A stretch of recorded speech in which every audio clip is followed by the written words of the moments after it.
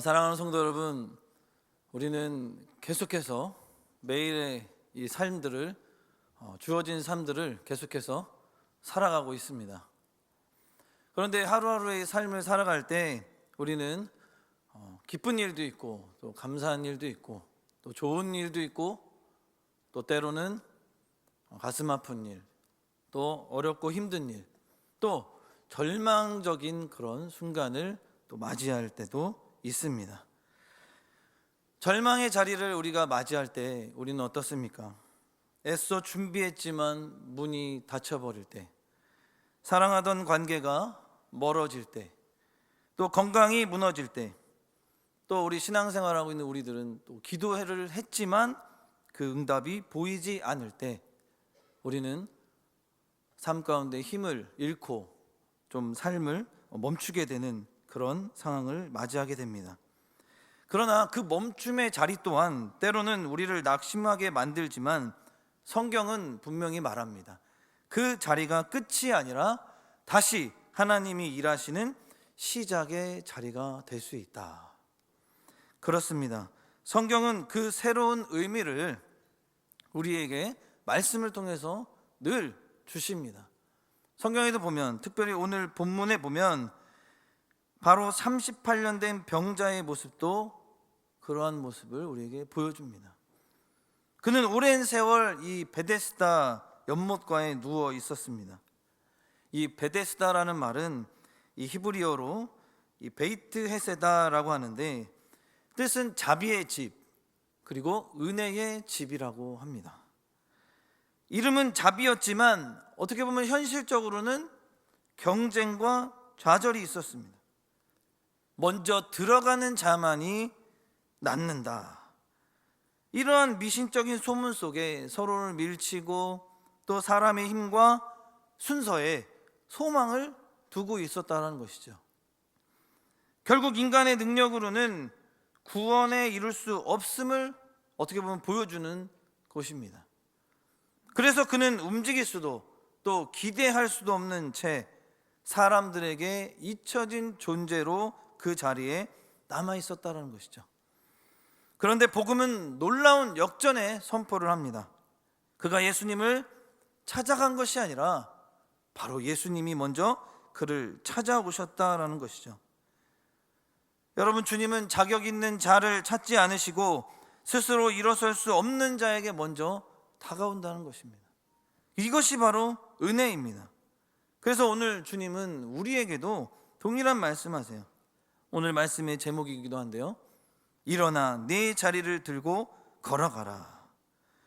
그러니까 주님께서는 오늘도 우리의 멈춰버린 믿음의 자리, 그리고 낙심과 절망의 자리에 친히 찾아와 주셔서 말씀 주시고 힘을 주시고 다시 일어설 수 있는 능력과 은혜를 베풀어 주신다는 사실을 믿으시는 저와 여러분 되기를 주님의 이름으로 간절히 소망합니다.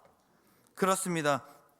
주님은 그냥 단지 말씀하실 뿐만 아니라 우리의 지난 세월과 아픔, 그리고 깊은 절망의 이유까지 다 아시는 분이라는 거예요. 오늘 본문은 그 사실을 세 가지로 나누어서 분명히 보여주고 있습니다. 그렇다면 먼저 주님은 어떤 모습으로 우리의 인생 가운데 찾아오시는지 본문을 통해 살펴보겠습니다. 첫 번째 장면은 그 절망 가운 오랜 자리에서도 주님은 우리를 보고 계신다라는 것입니다. 1절에서 7절의 말씀에 나오는데요, 오늘 먼저 본문 5절을 보면 이렇게 기록합니다. 우리 본문 5절 말씀을 한 번 더 읽도록 하겠습니다. 시작. 거기 38해 된 병자가 있더라. 아멘. 몇 년이요? 38년. 어떻게 보면은 짧지 않은 그런 연도입니다. 한 세대가 바뀔 그런 긴 시간입니다. 그는 젊음을 다 잃었고 가족과 친구의 관심도 사라졌고 이제는 소망조차 닳아버린 그런 인생을 보내고 있었습니다. 즉 변화되지 않는 삶이 어떻게 보면 익숙해져 버린 사람이었다는 것이죠. 어찌 보면 그의 몸이 병들었지만 사실 더 깊이 병든 것은 아마도 그의 마음일 것입니다. 그래서 본문 6절에서 예수님은 그를 보시고 이렇게 말씀하십니다. 네가 낫고자 하느냐. 이 말씀은 단순한 표현과 관심, 호의의 질문이 아니에요. 단순히 이 바라다 정도가 아니라 이 헬라어 원어를 해석해 보면 진심으로 원하냐, 정말 간절함의 의지를 가지고 결단하겠느냐라는 뜻입니다. 주님께서는 단지 그의 육신의 질병만을 고치러 오신 게 아니에요. 주님은 그의 의지를 깨우고 그의 멈춰있던 마음을 흔들고 계셨던 것입니다. 그런데 그의 대답은 무엇입니까? 육신적인 부분을 얘기하는 거예요. 주여, 물이 움직일 때에 나를 못에 넣어주는 사람이 없습니다. 그는 정작 고쳐줄 수 있는 그 육신의 질병뿐만 아니라 그 마음의 영혼까지 그 모든 문제를 해결해 줄 수 있는 그분 예수님이 앞에 있는데도 불구하고 바라보지 않고 누구를 여전히 바라보고 있습니까? 여전히 주변의 사람들만 바라보고 있다는 것이죠. 누가 나를 도와줄까? 누가 나를 좀 같이 저 못에 넣어줄까? 누가 나를 데려다 줄까? 이렇게 38년 동안 나는 내가 이렇게 누워있다 보니 사람이 없어서, 나를 데려다 줄 사람이 없어서 내가 이렇게 절망적인 삶을 살아가고 있다라고 이유를 얘기하고 있는 거죠. 이렇게 그는 모든 문제의 근원들을, 이유들을 외부로, 환경적인 것들로 돌리고 있다는 것이죠. 그러나 주님은 지금도 그 시선을 완전히 바꾸고 계십니다. 너는 사람을 기다리지만 나는 너를 기다려왔다. 너는 도움을 바라지만 나는 구원을 가져왔다. 사랑하는 성도 여러분, 우리는 오늘 이 본문 말씀을 통해서 우리의 인생에도 이 베데스다와 같은 습관이 있지 않나 생각해 보게 됩니다. 좀 상황이 좋아지면, 좀 물질적으로 여유가 되면, 저 사람이 변하면 늘 외부의 환경들이 변하기를 기다리며 정작 내 마음은 바꾸려 하지 않는, 멈춰있는 자리, 내 마음은 정작 멈춰있는 자리를 말하고 있지는 않는지 우리 한번 생각하고 돌아보아야 합니다. 그러나 오늘 예수님은 우리에게도 이렇게 물으십니다.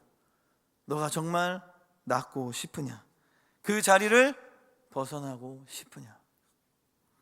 이 질문은 도전의 말씀이자 바로 우리의 영적인 모든 문제들이 다시금 회복할 수 있는 그 회복의 시작인 줄 믿으시는 저와 여러분 되길 주님의 이름으로 간절히 소망합니다.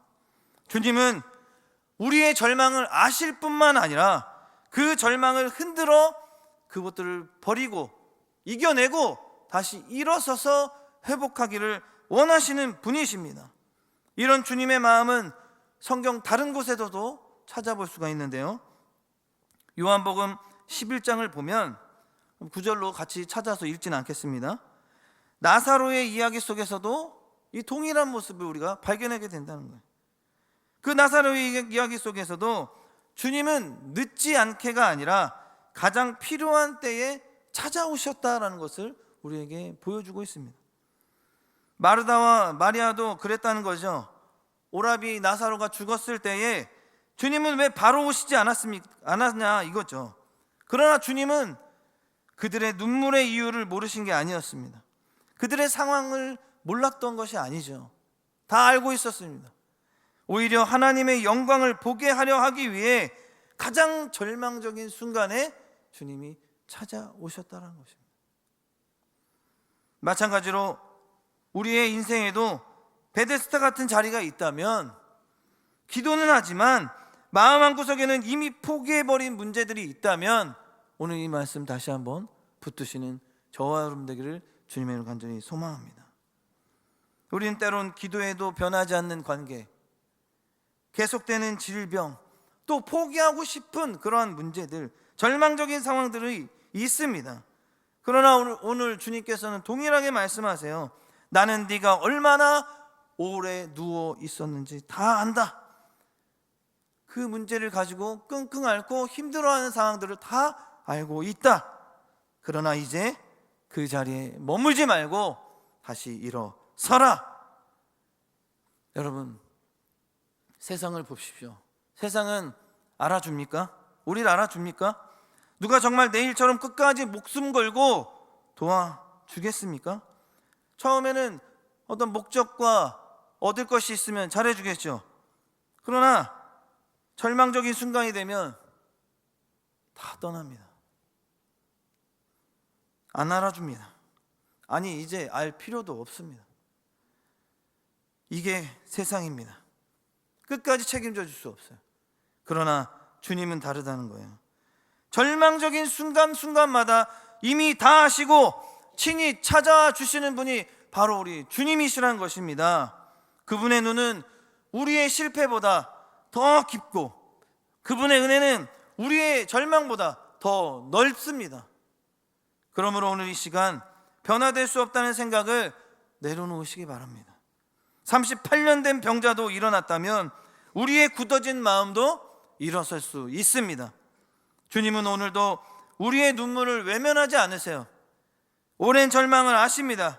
그리고 그 절망의 자리에 그냥 내버려 두지 않으시고 그 자리에 찾아오셔서 말씀하십니다. 네가 낫고자 하느냐? 그렇다면 일어서거라.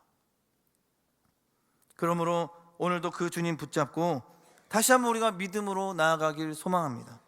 그러면 주님은 말씀하심으로 절망을 소망으로 바꾸시고 그 멈췄던 절망의 인생을 다시 새로운 삶의 인생의 길로 걷게 하실 줄 믿습니다.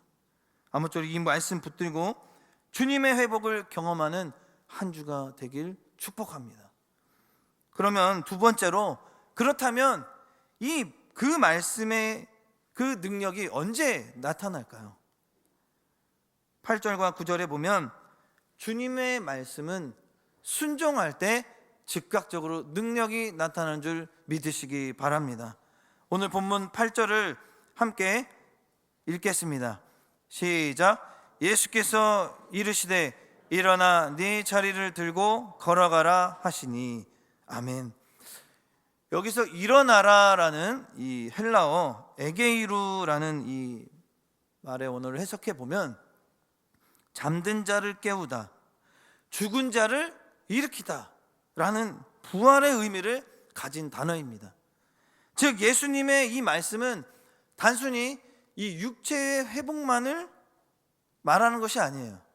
무슨 이야기냐? 바로 죽은 인생을 새 생명으로 일으키시는 부활의 명령이라는 말씀입니다. 그런데 여기서 놀라운 것은 이 병자의 반응이에요. 무슨 이야기냐? 성경 오늘 본문 9절의 말씀을 한 번 더 읽겠습니다. 시작. 그 사람이 곧 나아서 자리를 들고 걸어가니라. 여기까지만 읽겠습니다. 그 사람이 곧 나아서 자리를 들고 걸어가니라 라고 기록되어 있습니다. 그러니까 고침 받은 거예요? 안 받은 거예요? 고침 받았습니다. 그런데 여기서 중요한 걸 우리가 발견하게 됩니다. 여기 곧이라는 헬라어 단어 유티스라는 이 단어의 뜻은 지체하지 않고 즉시라는 이 뜻을 가지고 있습니다. 그러니까 즉각적인 순종, 즉각적인 능력으로 이어졌다라는 것을 의미해 주는 것입니다. 무엇을 즉각적으로 했을 때? 하나님의 말씀에 즉각적으로 믿음으로 순종했을 때 역사가 나타났다는 것입니다. 여러분, 근데 잠깐 생각해 보시기 바랍니다. 이 38년 된 병자, 아직 자신이 몸이 회복했다, 그 몸을 확인했을까요? 안 했을까요? 몸을 확인하지도 않은 상태예요. 예수님께서 손을 잡아주신 것도 아닙니다. 그런데 어떻게 곧 나아서 자리를 들고 걸어갔을까요? 바로 여기에 예수님의 능력이 나타난 이유가 있습니다. 단지 병자가 한 것은 아무것도 없습니다. 한 가지, 방금 말씀드린 대로 그저 예수님의 말씀 한마디를 듣고 그 말씀을 믿고 일어선 것뿐이라는 것이죠. 그렇습니다. 바로 순종이라는 것은 그 말씀에 즉각적으로 반응하는 것이에요. 우리는 부모님들이 옛날에 어렸을 때 심부름을 많이 시키지 않습니까? 근데 누구누구야 저 슈퍼에 가서 뭐 좀 사와라. 그러면 네 알겠습니다 하고 뛰어가면 그거는 즉각적 순종이죠. 그런데 저도 집에 제 아들이 하나 있는데 뭐 좀 해달라고 딱 요청을 하면 즉각적으로 박아놓는 걸 안 해요. 대답도 안 합니다. 그냥 막 또 자기 할 일만 해요.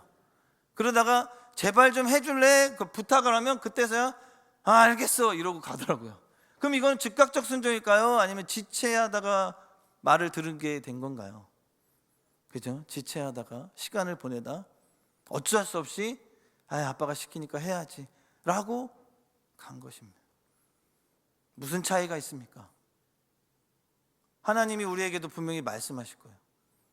누구누구야 이렇게 해라, 복음 전해라, 전도해라, 아니면 사명 감당해라 이랬을 때 여러분들은 과연 그때 어떻게 하십니까? 즉각적 순종하는 줄 주님의 이름으로 간절히 소망합니다. 아멘. 바로 순종은 그 말씀에 즉각적으로 반응해서 믿고 주님 알겠습니다 이렇게 하겠습니다 하고 행동으로 할 때 그 말씀의 능력이 바로 능력으로 나타나고 기적을 경험하는 줄 믿으시는 저와 여러분들 되기를 주님의 이름으로 간절히 소망합니다. 믿음은 이해의 결과가 아니라는 거예요. 그것을 듣고 내가 이해하고 뭔가 이론적으로 이렇게 해서 타당한 이유가 돼서 이렇게 해서 이해가 돼서 하겠습니다 이게 아니에요. 그냥 순종의 행동으로 증명되는 것입니다. 성경을 보면 하나님께서 기적을 행하실 때마다 즉시 순종한 자를 통해 그 능력이 드러났습니다. 누가 있습니까? 바로 모세가 홍해 앞에서 그 바다에 막혔을 때 하나님이 지팡이를 들고서 딱 선포하라고 했을 때 그대로 지팡이 들고 딱 했을 때 그 홍해가 갈라지지 않았습니까? 그리고 또 나아만 장군이 요단강에 7번 몸을 담가라 했을 때 그 즉각 몸을 담갔을 때 7번째 몸을 담갔을 때 문둥병이 사라졌습니다.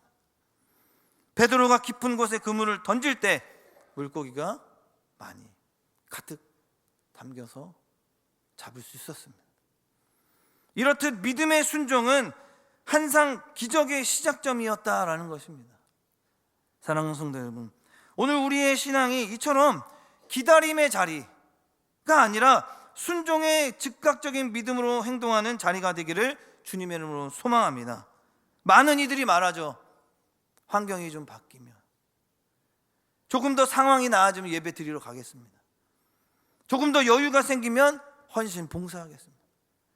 마음이 회복되면 다시 시작하겠습니다. 이처럼 환경이나 상황이나 그리고 감정이 정리될 때 순종하려고 한다는 것이 문제라는 거죠. 그러나 주님이 원하시는 건 그것이 아닙니다. 주님이 원하시는 순종은 감정이 정리될 때 하는 것이 아니라 말씀이 들릴 때 그 즉시 순종하여 일어나는 것입니다. 하나님께서도 나중이 아니라 지금을 원하신다는 거예요. 오늘 예수님께서도 말씀하셨어요. 지금 말씀하십니다. 일어나라, 내 자리를 들고 걸어가라.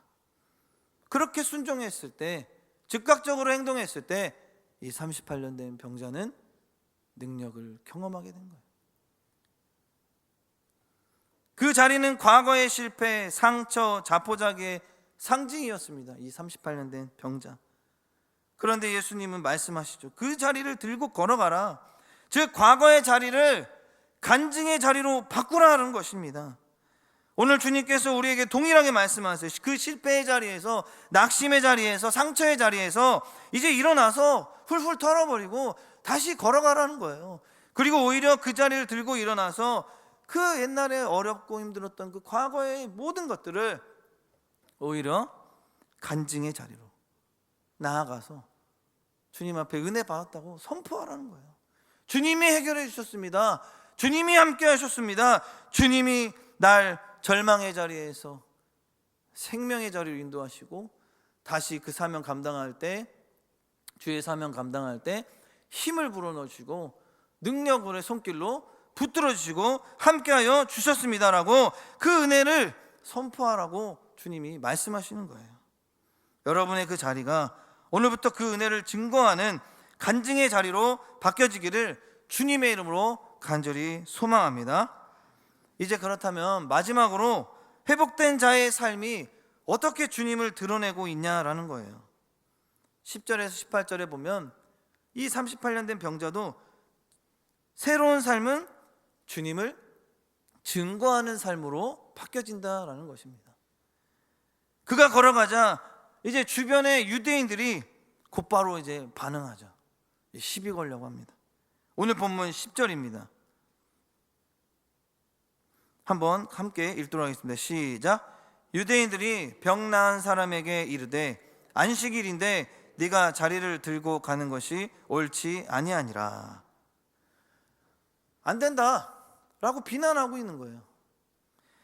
얘들은 이 모든 관심이 이 사람 한 사람의 회복이 아니라 이 자기들이 지켜온 이 형식과 규칙이 더 중요하다는 겁니다. 그러나 병자의 모습이 더 우리는 놀랍습니다. 이 병자의 담대한 말, 오늘 본문 11절 말씀입니다. 한 번 더 읽겠습니다. 시작. 대답하되 나를 낫게 한 그가 자리를 들고 걸어가라 하더라 하니. 아멘. 이 대답이 굉장히 짧지만 정말 깊은 고백을 하고 있는 겁니다. 근데 여기서 놀라운 거, 이 병자, 그는 아직 예수님이 누구신지조차도 몰랐다는 거예요. 그런데도 그는 자신을 고치신 분의 말씀입니다 라고 하고서 그렇게 선포하고 있는 겁니다. 그렇습니다.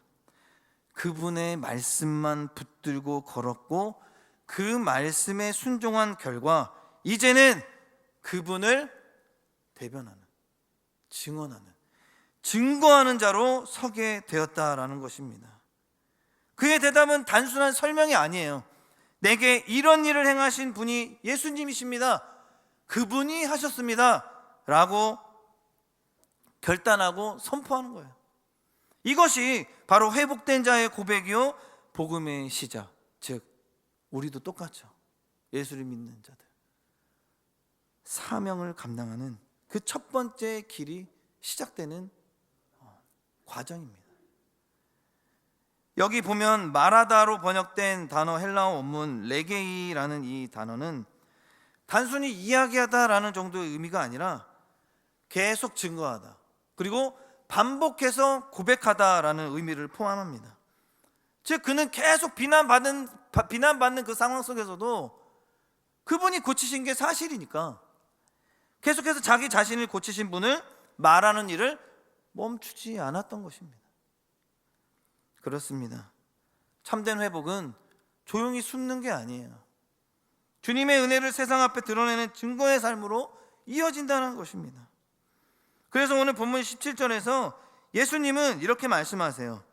본문 우리 17절 말씀도 함께 읽겠습니다. 시작. 예수께서 그들에게 이르시되 내 아버지께서 이제까지 일하시니 나도 일한다 하시매. 아멘.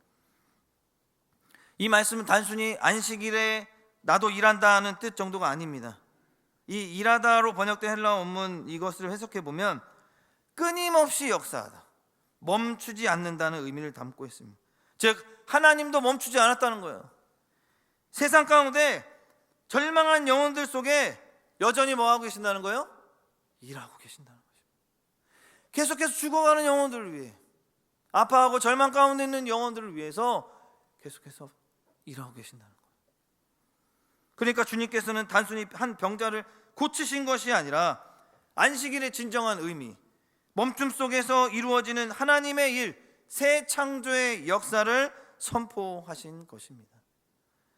사랑하는 성도 여러분, 하나님이 여러분의 인생을 일으키시고 회복시키신 이유가 뭐라고 생각하십니까? 그냥 이제 하나님이 복 주시고 하나님이 평안한 삶을 허락하셨으니까 그냥 편안하게 살아가라고? 아닙니다. 그 은혜를 숨기지 않고, 그 숨기지 말고 세상 앞에 증거하는 삶을 살으라고 우리는 부르심 받은 줄 주님의 이름을 간절히 소망합니다. 생각해 보십시오. 회복된 자는 그 38년 된 병자 이제 연못 찾지 않습니다. 오히려 은혜 받은 자는 그 자리를 들고 일어나 이제 증거하는 삶을 살아간다는 것입니다. 그 자리가 어떤 자리입니까? 나를 묶고 있던 실패의 자리, 상처의 자리, 죄의 자리일 수 있습니다. 하지만 그 자리를 이제 들고 일어나서 과거 이제 생각하지 말고, 그 자리는 더 이상 수치가 아니라 하나님이 그 절망 가운데서 나를 일으켜 세우셨다. 하나님이 나와 함께 하신다. 이제 하나님이 나에게 은혜를 베풀어 주셨다. 그렇게 하나님의 은혜의 증거가 되는 자리가 되어야 한다라는 것입니다. 성경 마가복음 5장에도 보면 이 거라사 광인의 이야기도 있습니다. 주님께 고침받는 그 사람은 처음에 이렇게 말했습니다. 주님, 제가 주님과 함께 있게 하여 주시옵소서. 그러나 예수님은 말씀하시죠. 네 집으로 돌아가 주께서 내게 어떻게 큰 일을 행하셨는지 말하라. 무슨 이야기입니까? 자신이 겪은 은혜를 전하면서 사람들에게 복음을 증거해라 라는 명령을 받은 것입니다. 이처럼 회복된 사람은 그 자리에서 이제 증인된 삶으로 살아가기 위해 복음을 전하는, 복음의 사명을 감당하는 부름받은 사명자로 우리가 이제 부름받게 된 것입니다. 여러분의 인생이 바로 복음의 현장인 줄 믿습니다. 하나님이 일하시는 간증의 무대입니다. 예수님은 우리의 물론 병도 고치시죠. 그러나 그 회복을 세상이 보길 원하신다는 거예요. 그러므로 사랑하는 성도 여러분, 세상엔 수많은 사람들이 삶을 살아가고 있습니다. 거기에는 또 예수 믿지 않는 영혼들도 많이 있습니다. 그 사람들도 절망 가운데 몸부림치고 있습니다. 한 줄기 빛의 소망이 필요하죠. 주님의 만지심이 필요합니다. 이번 2025 새생명 전도축제는 그래서 영혼 구원하는 일에 더욱더 우리가 최선을 다해야 합니다. 단순한 행사나 프로그램이 아니라는 거예요. 주님이 우리를 세상 속으로 보내셔서 그 자리를 들고 걸어가라 하신 그 복음의 명령에 순종하는 시간입니다. 우리를 회복하신 이유는 이제 그 회복의 은혜를 다른 사람에게도 흘려보내기 위함입니다. 한때 베데스다 못가에 누워 있었던 우리가 이제는 그 은혜의 자리를 들고 복음 들고 나아갈 차례라는 거죠. 그래서 주님은 오늘도 말씀합니다. 네가 얻은 은혜를 전하라. 내가 너를 통해 또 다른 생명을 일으키리라. 할렐루야. 아무쪼록 오늘 이 말씀 붙들고 회복의 은혜를 전하는 복음의 증인으로서 서시는 한 주간 되시길 우리 주 예수 그리스도의 이름으로 축복합니다. 말씀을 맺겠습니다. 사랑하는 성도 여러분, 오늘 주님은 베데스다 목가의 병자에게 하셨던 그 말씀으로 우리에게도 동일하게 말씀하십니다. 이제 일어나 네 자리를 들고 걸어가라. 이 말씀은 단순한 치유가 아니라 멈춘 믿음을 다시 세우고 새 인생을 시작하려는 하나님의 초대입니다. 38년의 절망도, 사람에게 실망한 세월도 주님의 한마디 말씀 앞에서는 새 출발의 자리로 바뀌게 된다는 거예요. 그러므로 더 이상 머뭇거리지 말고 그 말씀을 붙들고 한 걸음 순종하여서 그때 주님의 그 능력을 또 우리가 맛보고 또 그 능력을 가지고 성령님과 함께 동행하여서 하나님이 원하시고 기뻐하시는 그 은혜를 증거하는 그런 삶으로 또 삶을 하나님의 전도의 사명을 감당하는 주님의 거룩한 백성으로 또 그렇게 쓰임받는 저와 모든 성도님들 되기를 주님의 이름으로 간절히 축원합니다. 이제 말씀을 다시 한번 우리가 마음에 새기며 함께 합심해서 간절한 마음으로 한번 기도했으면 좋겠습니다.